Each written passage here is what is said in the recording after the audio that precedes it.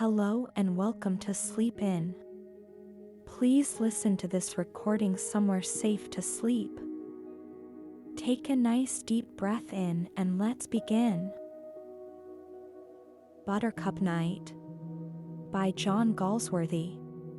Why is it that in some places there is such a feeling of life being all one, not merely a long picture show for human eyes, but a single breathing, glowing, growing thing, of which we are no more important a part than the swallows and magpies, the foals and sheep in the meadows, the sycamores and ash trees and flowers in the fields, the rocks and little bright streams, or even the long fleecy clouds and their soft shouting drivers, the winds? True, we register these parts of being, and they, so far as we know, do not register us, yet it is impossible to feel, in such places as I speak of, the busy, dry, complacent sense of being all that matters, which in general we humans have so strongly. In these rare spots, that are always in the remote country, untouched by the advantages of civilization, one is conscious of an enwrapping web or mist of spirit, the glamorous and wistful wraith of all the vanished shapes which once dwelt there in such close comradeship. It was Sunday of an early June when I first came on one such, far down in the West Country. I had walked with my knapsack 20 miles, and, there being no room at the tiny inn of the very little village, they directed me to a wicket gate, through which by a path leading down a field I would come to a farmhouse where I might find lodging. The moment I got into that field I felt within me a peculiar contentment, and sat down on a rock to let the feeling grow. In an old holly tree rooted to the bank about 50 yards away, 2 magpies evidently had a nest, for they were coming and going, avoiding my view as much as possible, yet with a certain stealthy confidence which made one feel that they had long prescriptive right to that dwelling place. Around, as far as one could see, there was hardly a yard of level ground, all was hill and hollow, that long ago had been reclaimed from the moor, and against the distant folds of the hills the farmhouse and its thatched barns were just visible, embowered amongst beeches and some dark trees, with a soft bright crown of sunlight over the whole. A gentle wind brought a faint rustling up from those beeches, and from a large lime tree that stood by itself. On this wind some little snowy clouds, very high and fugitive in that blue heaven, were always moving over. But what struck me most were the buttercups. Never was field so lighted up by those tiny lamps, those little bright pieces of flower china out of the great pottery. They covered the whole ground, as if the sunlight had fallen bodily from the sky, in tens of millions of gold patines, and the fields below as well, down to what was evidently a stream, were just as thick with the extraordinary warmth and glory of them. Leaving the rock at last, I went toward the house.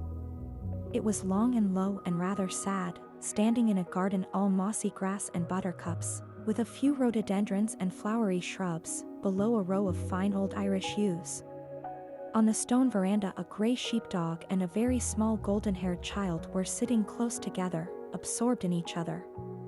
A pleasant woman came in answer to my knock, and told me, in a soft, slurring voice, that I might stay the night, and dropping my knapsack, I went out again.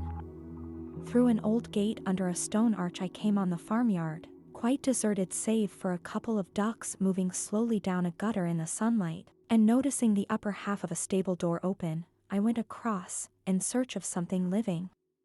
There, in a rough loose box, on thick straw, lay a long-tailed black mare with the skin and head of a thoroughbred.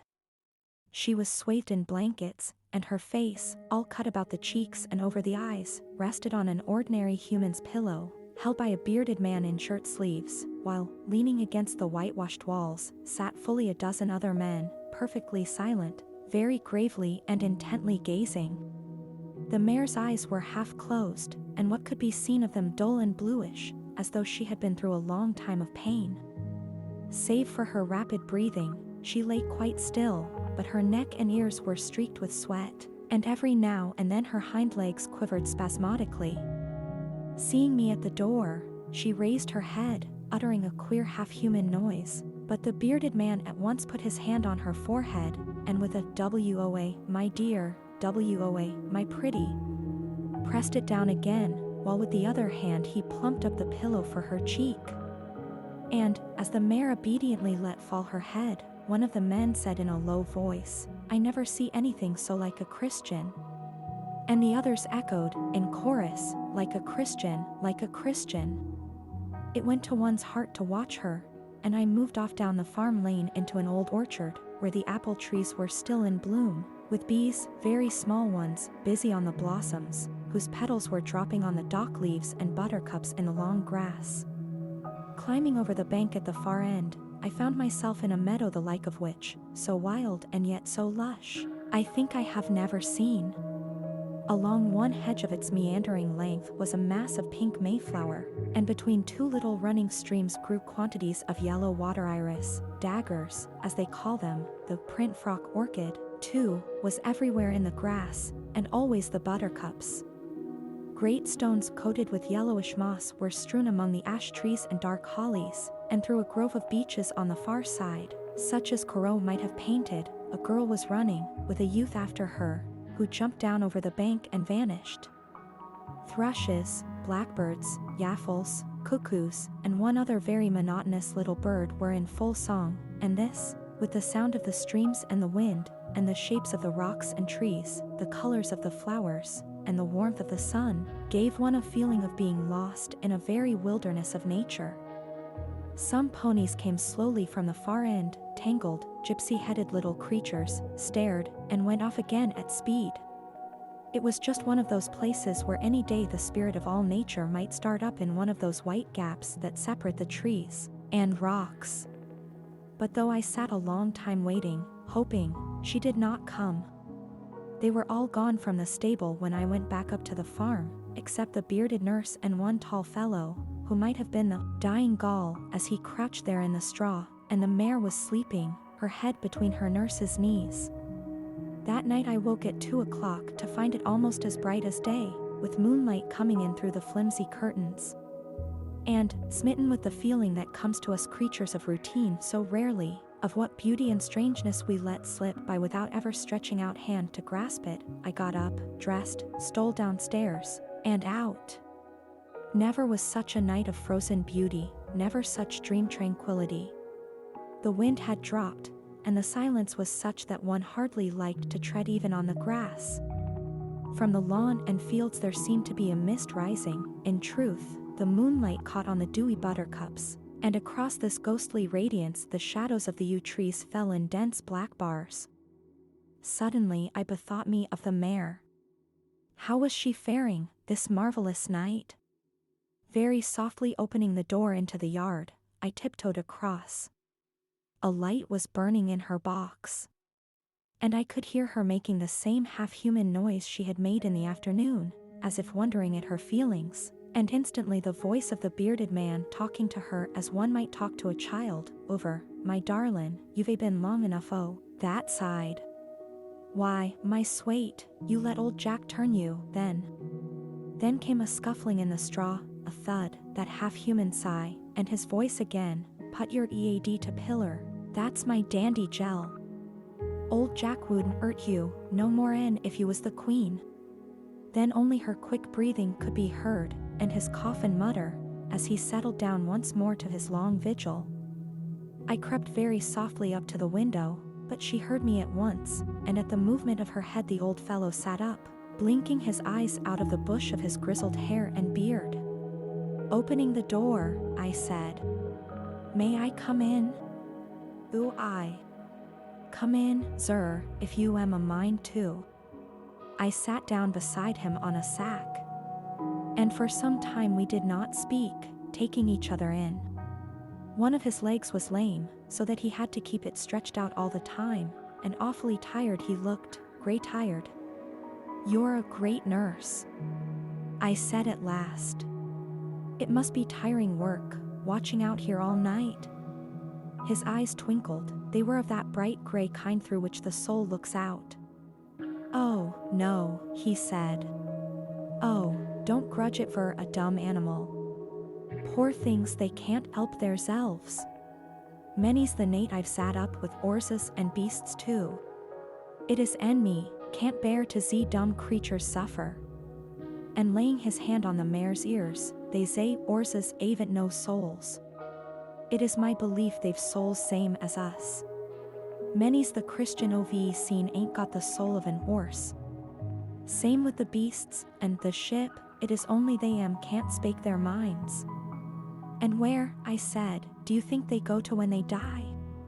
He looked at me a little queerly, fancying perhaps that I was leading him into some trap, making sure, too, that I was a real stranger, without power over his body or soul, for humble folk must be careful in the country. Then, reassured, and nodding in his beard, he answered knowingly, "Oh, don't think they go so very far." "Why? Do you ever see their spirits?" Nah, I never seen none, but, for all they say, I don't think none of us goes such a brave way off. There's room for all, dead or alive. And there's Christians I've seen, well, if they am not dead for good, then neither aren't dumb animals, for sure. And rabbits, squirrels, birds, even insects? How about them? He was silent, as if I had carried him a little beyond the confines of his philosophy, then shook his head. It is all a bit dimsy. But you watch dumb animals, even the last littlest one, and you'll see they knows a lot more'n what we do, and they do's things too that puts shame on a man as often as not. They've got that in them as passes show. Not noticing my stare at that unconscious plagiarism, he went on, I'd so honor zet up of a Nate with an horse than with an human, they've more sense and patience. And stroking the mare's forehead, he added, now, my dear, time for you to ave your bottle. I waited to see her take her draught, and lay her head down once more on the pillow. Then, hoping he would get asleep, I rose to go. Oh, it is nothin' much, he said, this time o' year, not like in winter. It will come day before you know, these buttercup nights. And twinkling up at me out of his kindly bearded face, he settled himself again into the straw. I stole a look back at his rough figure propped against the sack, with the mare's head down beside his knee, at her swathed black body, and the gold of the straw, the white walls, and dusky nooks and shadows of that old stable illumined by the dimsy light of the old lantern. And with the sense of having seen something holy, I crept away up into the field where I had lingered the day before, and sat down on the same halfway rock. Close on dawn it was, the moon still sailing wide over the moor, and the flowers of this buttercup night fast closed, not taken in at all by her cold glory. Most silent hour of all the 24, when the soul slips half out of sheath, and hovers in the cool, when the spirit is most in tune with what, soon or late, happens to all spirits, hour when a man cares least whether or no he be alive, as we understand the word. None of us goes such a brave way off, there's room for all, dead or alive. Though it was almost unbearably colorless and quiet, there was warmth in thinking of those words of his, in the thought, too, of the millions of living things snugly asleep all round, warmth in realizing that unanimity of sleep. Insects and flowers, birds, men, beasts, the very leaves on the trees, away in slumberland. Waiting for the first bird to chirrup, one had perhaps even a stronger feeling than in daytime of the unity and communion of all life, of the subtle brotherhood of living things that fall altogether into oblivion, and, altogether, wake. When dawn comes, while moonlight is still powdering the world's face, quite a long time passes before one realizes how the quality of the light has changed, so it was day before I knew it. Then the sun came up above the hills, dew began to sparkle, and color to stain the sky. That first praise of the sun from every bird and leaf and blade of grass, the tremulous flush and chime of dawn. One has strayed so far from the heart of things, that it comes as something strange and wonderful. Indeed, I noticed that the beasts and birds gazed at me as if I simply could not be there, at this hour that so belonged to them. And to me, too, they seemed strange and new, with that in them, that past show, and as of a world where man did not exist, or existed only as just another form of life, another sort of beast. It was one of those revealing moments when we see our proper place in the scheme, go past our truly irreligious thought, man, hub of the universe, which has founded most religions. One of those moments when our supreme importance will not wash either in the bath of purest spiritual ecstasy, or in the clear fluid of scientific knowledge, and one sees clear, with the eyes of true religion, man playing his little, not unworthy, part in the great game of perfection. But just then began the crowning glory of that dawn, the opening and lighting of the buttercups. Not one did I actually see unclose, yet, all of a sudden, they were awake, the fields once more a blaze of gold.